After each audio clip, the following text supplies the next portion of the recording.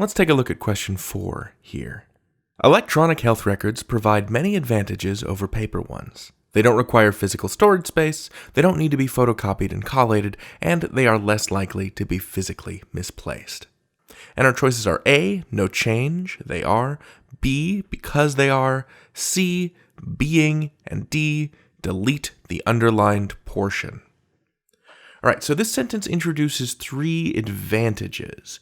The first one is they don't require physical storage space, the second one is they don't need to be photocopied and collated, and the third one is they are less likely to be physically misplaced. This sounds pretty good as is, so I'm leaning towards the no change option to begin with, but just to be sure, I'm going to apply a grammar rule that I always use when setting up lists of phrases, and that's parallel structure. Parallel structure is this idea that when 2 or more words, phrases, or clauses are linked, they should share the same structure. Verb form should match, phrase structure should match, and modifiers like adjectives, adverbs, and prepositional phrases should also match. So for example, this is not parallel. She ran her business briskly, efficiently, and with speed. That's not parallel, but this is. She ran her business briskly, efficiently, and speedily. I wanted to make them all match, so I changed with speed to speedily. I turned it into an adverb to match briskly and efficiently. And that's parallel structure in a nutshell. Make them match.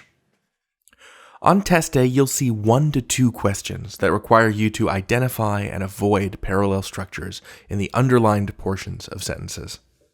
Let's go over some top tips to handle parallel structure questions. So, top tip. Make them match. If you notice that a sentence is creating a set of 2 or more elements, try to make the structure of each underlined element match the structure of the others. So if the structure goes noun, noun, adjective, and the adjective is underlined, change the adjective to a noun to match the others. The next top tip, avoid unnecessary repetition. One way parallel structure errors crop up is when sentence elements come up twice, unnecessarily.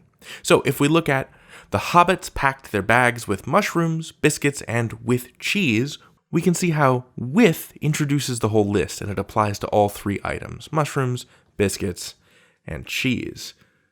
And that means that the with right before cheese is redundant and it can be removed, leaving us with the hobbits packed their bags with mushrooms, biscuits, and cheese. Our final top tip is to focus on what you can change. Parallel structure questions will underline only part of a sentence. Your job is to match the parts of the sentence you can change, the underlined part, to the parts of the sentence you cannot change. That sounds simple enough, but it's easy to get lost in the weeds with questions like these.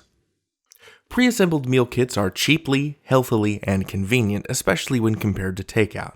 And this one's a little tougher, right? Because the adverbs cheaply and healthily are parallel with each other, but they're underlined, and convenient is not.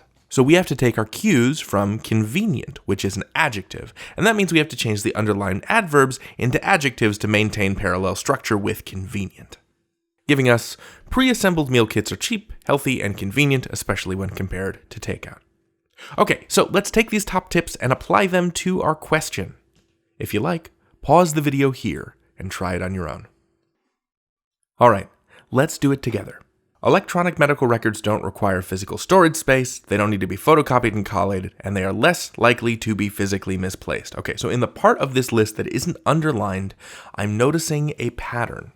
They don't do this, they don't do this, they are that. If there were a third, they don't option, believe me, I'd jump on it, but I don't see one in our choices. So what matches that pattern? They are choice A. Kind of matches it, let's leave it in. Choice B, because they are. This has the they verb construct, but introduces a because, which breaks the pattern. Cross it off, simple as that. Choice C, being. Let's plug it back into the sentence. They don't need to be photocopied and collated, and being less likely to be physically misplaced. This breaks the pattern and breaks the parallel structure. Nope, let's cross it off. Choice D, delete the underlined portion. All right, let's see what this does. They don't need to be photocopied and collated, and less likely to be physically misplaced. This doesn't match that they verb structure, so bye-bye D. And that leaves us with A, the one choice that maintains a parallel structure with the other items on the list. Let's review the strategy.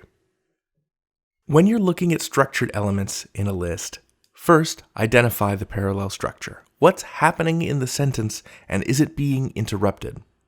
Next, focus on the parts you can change. How can you make the underlined portion match the part of the sentence that isn't underlined?